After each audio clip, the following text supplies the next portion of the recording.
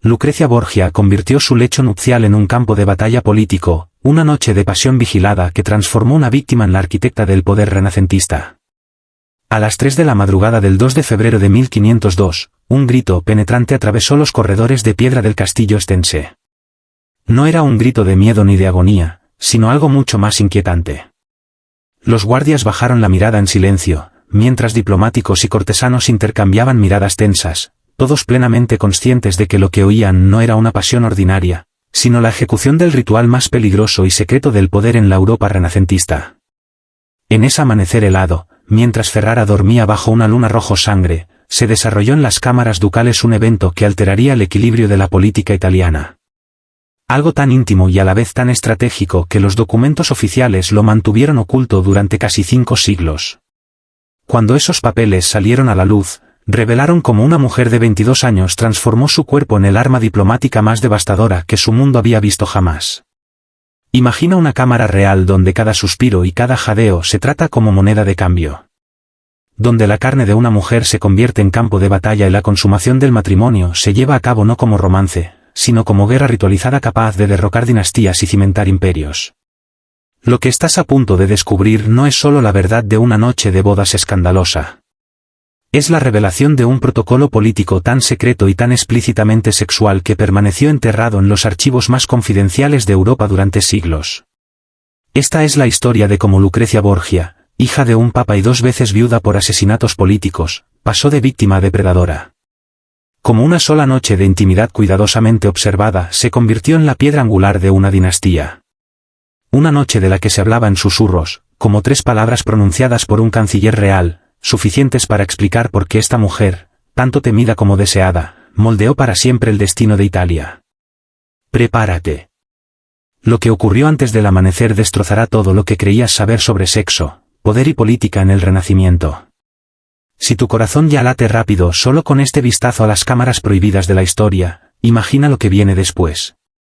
Dale like a este vídeo si quieres que sigamos desenterrando los protocolos ocultos que rehicieron imperios. Y en los comentarios, dinos el nombre de esa reina, duquesa o cortesana cuyos secretos más oscuros quieres que expongamos. La más mencionada protagonizará nuestra próxima investigación. Suscríbete y activa la campanita, porque estas verdades solo se revelan a quienes se atreven a unirse a nuestra hermandad secreta. El año era 1502, el apogeo de la influencia Borgia.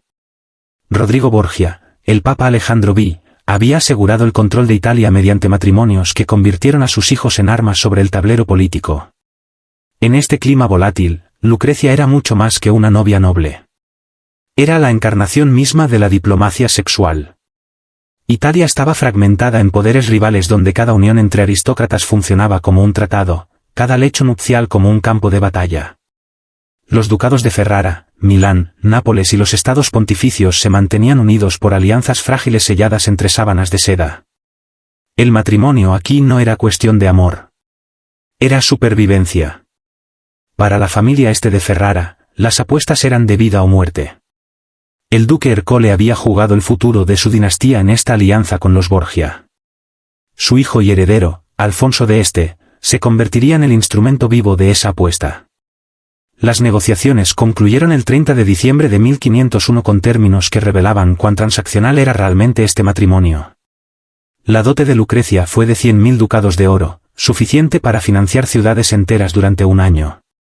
Sin embargo, el verdadero precio de este acuerdo no se mediría en oro, sino en carne, en la propia noche de bodas. Los registros de la época muestran que existían protocolos secretos para garantizar las uniones aristocráticas. La consumación nunca era simplemente privada. Exigía testigos oficiales y confirmación porque la legitimidad de toda la dinastía dependía de ello.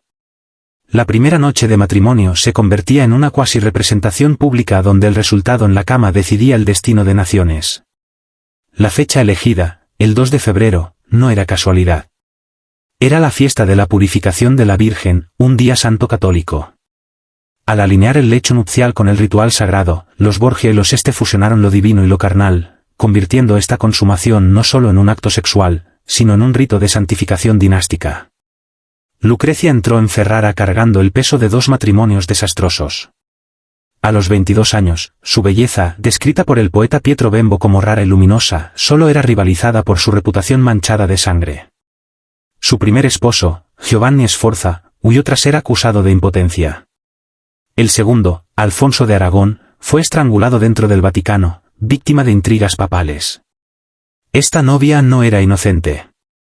Era una superviviente armada de inteligencia, sensualidad y un dominio peligroso de convertir la debilidad en fuerza. Su nuevo esposo no podía ser más diferente. Alfonso de 25 años, era soldado, ingeniero y un hombre que forjaba sus propios cañones con las manos desnudas. A diferencia de los cortesanos débiles de otras cortes italianas, Alfonso irradiaba poder sin necesidad de demostrarlo. Tocaba música con elegancia, diseñaba artillería con precisión y encarnaba tanto la fuerza de un guerrero como el refinamiento de un príncipe renacentista. El choque de estas dos figuras, Lucrecia, convertida en arma a través de la seducción, y Alfonso, encarnación del poder crudo y pragmático, preparó el escenario para una de las uniones más explosivas de la época. El encuentro inesperado en Bentivoglio el 3 de enero ya lo había cambiado todo.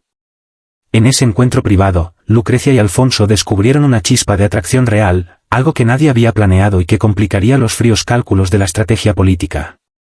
Lo que se suponía que sería una representación ritualizada ahora estaba impregnado de pasión auténtica, dando a la noche venidera una intensidad que ni la Iglesia ni el Estado podían controlar por completo. El 2 de febrero, Ferrara se convirtió en un teatro. El cortejo triunfal que llevó a Lucrecia a la ciudad fue escenificado como una obertura a la verdadera representación que seguiría tras puertas cerradas. Los ciudadanos vitoreaban mientras pasaba, envuelta en un vestido francés forrado de armiño, con un collar de diamantes y rubíes capturando la luz invernal.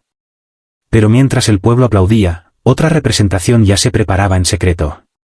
En los corredores del palacio, espías y escribanos se posicionaban para registrar el menor detalle de lo que estaba a punto de suceder. Entre ellos estaba el propio canciller de Isabella de colocado allí por la duquesa misma, una rival decidida a convertir la noche más íntima en inteligencia política. No era coincidencia. Era espionaje, un acto deliberado para reunir pruebas que luego pudieran ser usadas como arma en el despiadado mundo de la política italiana. La fecha en sí añadía otra capa de simbolismo. El 2 de febrero, la fiesta de la purificación de la Virgen María llevaba consigo una paradoja, santidad y sexualidad fusionadas. Lo sagrado chocando con lo profano. Nada en esa elección de momento era accidental. Cada gesto, cada ritual había sido planeado para convertir la consumación en un sacramento dinástico, uniendo no solo dos cuerpos, sino dos grandes casas. Dentro de los apartamentos ducales, el escenario estaba listo. Cortinas de terciopelo carmesí encerraban la cama como telones de teatro. Candelabros de plata parpadeaban contra tapices flamencos que representaban guerras y alianzas, recordatorio de lo que realmente estaba en juego. Aquí, en una habitación transformada en santuario y escenario al mismo tiempo, estaba a punto de representarse la actuación política más importante de la década. Cuando Alfonso entró, tanto él como Lucrecia sabían sus roles. Su encuentro en Bentivoglio ya había despertado algo genuino entre ellos. Pero ahora esa chispa debía ser controlada y exhibida como prueba. Lo que se desarrollaría no era meramente un acto privado. Era un ritual arraigado en siglos de costumbre aristocrática. Para los matrimonios nobles en Europa, la consumación era más que intimidad. Era un certificado de legitimidad, un acto vinculante que probaba que podían nacer herederos, que las alianzas se aseguraban, que las dinastías continuaban. Pero en la Italia renacentista, la prueba requería testigos, silenciosos, ocultos, pero presentes. El lecho real se convirtió en un tribunal. El acto de amor, en un veredicto que decidiría el futuro de naciones. Lucrecia, endurecida por dos matrimonios desastrosos, lo entendía mejor que nadie. La impotencia de Giovanni Sforza se había convertido en humillación pública y anulación. La muerte por estrangulamiento de Alfonso de Aragón en las cámaras vaticanas le había mostrado que la debilidad en el lecho matrimonial significaba debilidad en la política, y la debilidad en la política podía significar la muerte. Estas lecciones moldearon su estrategia. Ya no sería una víctima. Sobreviviría, incluso dominaría, convirtiendo su cuerpo en un arma. Alfonso también comprendía las apuestas. Su virilidad ya era conocida, pero el conocimiento no bastaba. Tenía que demostrarse, documentarse, presenciarse. La familia no podía arriesgarse a rumores de impotencia o infertilidad. Para garantizar la legitimidad, el ritual exigía más de una consumación. Cada acto sería registrado como evidencia irrefutable, un escudo contra anulaciones, escándalos o complots de asesinato. Y así comenzó la noche. La primera consumación llevó una carga que ninguno esperaba. La pasión real se mezcló con la necesidad política, produciendo una energía que los sorprendió incluso a ellos. Por una vez, deber y deseo estaban alineados. Esta unión no solo fue escenificada, fue vivida. La segunda consumación, registrada por el canciller infiltrado de Isabella d'Este, mostró cuán de cerca se monitoreaba cada momento. Para los de afuera esto podría parecer una invasión, pero para la corte era deber. La cámara nupcial era simplemente una extensión de la sala de tratados y cada suspiro y cada grito era testimonio político. El tercer y último acto selló el ritual. Ya no era solo la unión de dos individuos. Era la creación de una alianza viva, un nuevo eje de poder entre las familias Borgia y Este. Los registros oficiales de esa noche proporcionaron la validación legal y política que ambas casas necesitaban. La resistencia y compostura de Alfonso probaron no solo su virilidad, sino su acero psicológico. Actuar bajo tal presión requería la misma disciplina que mostraba como líder militar. Lucrecia, por su parte, reveló los instintos de supervivencia que la habían mantenido viva a través de traiciones y sangre.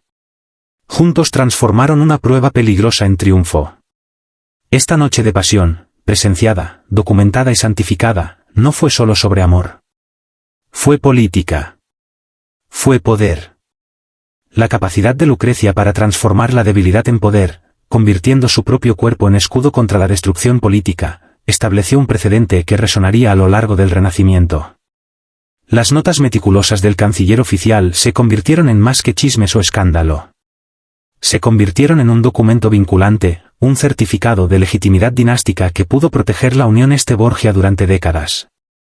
Dentro de esas páginas yacía una garantía contra la anulación, contra complots para socavar el matrimonio, contra las excusas que los poderes rivales solían usar para lanzar ataques militares o diplomáticos. Esa noche del 2 de febrero de 1502 creó un nuevo paradigma. A partir de entonces, la consumación múltiple documentada no fue una rareza, sino el estándar para validar uniones políticas de la máxima importancia. La Cámara Real ya no era solo un espacio privado. Era un tribunal, un escenario y un campo de batalla donde el desempeño sexual mismo determinaba el destino de los imperios. Cuando amaneció el 3 de febrero, dos individuos habían sido transformados. Ya no eran simplemente novia y novio, Lucrecia y Alfonso emergieron como arquitectos de una nueva realidad política. Su ejecución exitosa del ritual dinástico dio a la alianza una base tan sólida que reverberaría por Italia durante décadas, mostrando al mundo que la sexualidad, cuando se manejaba estratégicamente, podía ser el arma más afilada en el arsenal de un gobernante. Las repercusiones se extendieron mucho más allá de los muros del castillo de Ferrara. Lo que había comenzado como un ritual íntimo ahora era un terremoto político. Los rivales que habían rezado por el colapso del matrimonio quedaron impotentes ante la prueba documentada. Ya no podían descartar a Lucrecia como una víctima manchada ni a Alfonso como un simple soldado. El registro permanecía como evidencia irrefutable. Esta unión era legítima e inquebrantable. Casi de la noche a la mañana, la posición de Lucrecia dentro de la corte se transformó. Ya no era una forastera tolerada, se volvió esencial. Su supervivencia ahora estaba ligada directamente a la supervivencia de la dinastía misma. Su muerte traería caos. Así que su presencia garantizaba estabilidad. Por primera vez, era intocable. Alfonso también salió fortalecido. Su desempeño había probado no solo virilidad, sino resiliencia bajo presión. Donde otros herederos nobles habían fracasado, humillados por anulaciones o rumores de insuficiencia, Alfonso había triunfado. Su reputación como verdadero sucesor de Ferrara ya no era una pregunta, sino un hecho. Pero no todos se regocijaron.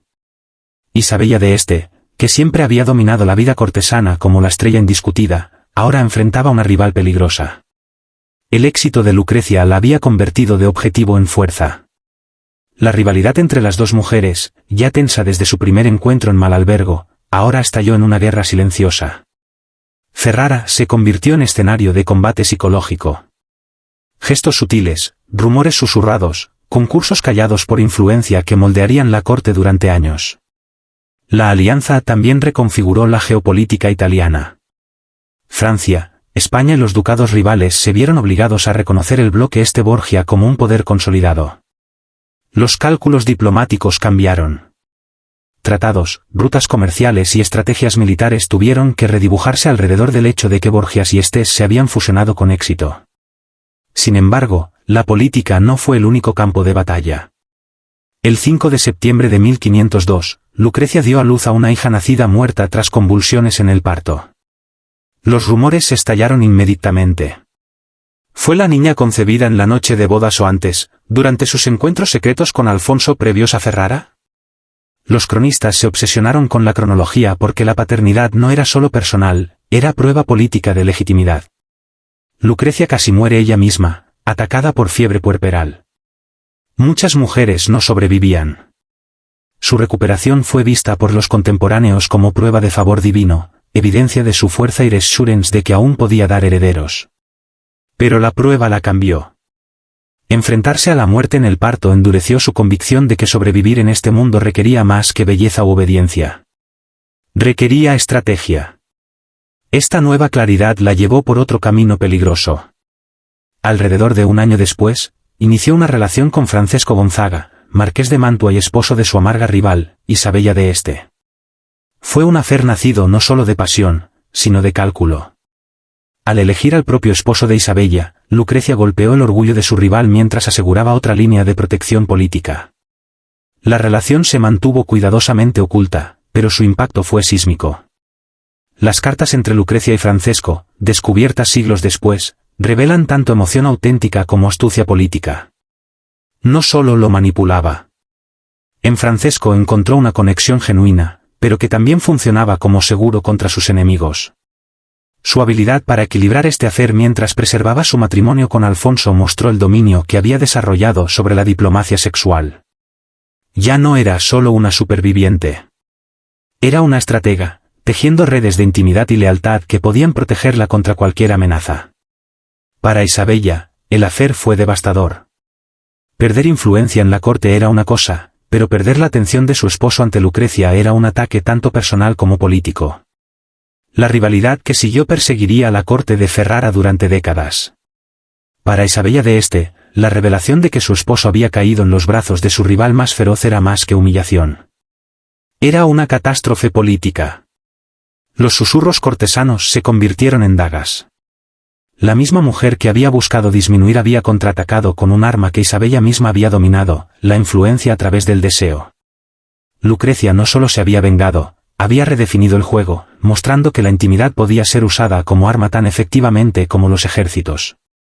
Su afer con Francesco Gonzaga, sostenido durante años, se convirtió en un nuevo modelo de diplomacia sexual renacentista. Estos no eran romances fugaces. Eran extensiones tácticas de la política. Los afers aristocráticos se volvieron redes de seguridad, diversificando la red de protección de uno tal como los reinos diversificaban sus alianzas. Otras casas nobles pronto siguieron el ejemplo, tejiendo sus propias redes de amantes y confidentes como escudos contra traición y exilio. Mientras tanto, los herederos legítimos que Lucrecia dio a Alfonso cimentaron su posición más allá de toda disputa. Cada nacimiento era prueba viva de que el protocolo de legitimación de su noche de bodas había tenido éxito. Con cada hijo, ya no era simplemente tolerada. Era indispensable. La supervivencia de la dinastía estaba ligada directamente a su cuerpo, a su resiliencia y a su capacidad de entregar continuidad. Su evolución fue extraordinaria. Una vez una víctima atrapada en la mecánica brutal del matrimonio dinástico, Lucrecia se había transformado en arquitecta de su propio destino. Convirtió las vulnerabilidades de su género en herramientas de poder, demostrando que la estrategia podía coexistir con la supervivencia. Donde otros se rompían por las circunstancias, ella las dominó. La noche de bodas del 2 de febrero y los archivos que dejó atrás siguen siendo una de las ventanas más detalladas a cómo funcionaba realmente la diplomacia matrimonial renacentista. Quita los vestidos de cuento de hadas y los votos poéticos, y lo que queda es cálculo crudo. Uniones forjadas no por amor, sino por poder. Consumaciones escenificadas y documentadas para prevenir anulaciones. Protocolos sexuales diseñados para anclar alianzas en algo irrefutable. La plantilla pionera de los Borgia y los Este se extendió. Documentación más consumación se convirtió en la fórmula para alianzas inquebrantables. Incluso después de sus muertes, sus descendientes heredaron no solo tierras, sino una metodología. Un sistema frío y preciso donde el dormitorio era tan crucial para la política como el campo de batalla. La transformación de Lucrecia de víctima a artífice del poder es uno de los ejemplos más impactantes en la historia europea de una mujer que se apoderó de la agencia en un mundo diseñado para aplastarla. Demostró que la inteligencia, el coraje y la intimidad estratégica podían doblar las reglas de un sistema que se creía inamovible. Y sin embargo, su historia es solo un fragmento de un mosaico oculto. Los archivos de Europa guardan innumerables secretos similares. Protocolos enterrados porque revelan verdades demasiado escandalosas para el registro oficial. Reinas, duquesas y cortesanas manejaron la sexualidad como arma tan decisiva como la diplomacia o la guerra. ¿Sabías que Catalina de Médici perfeccionó un sistema de seducción que le permitió controlar a 3 reyes franceses?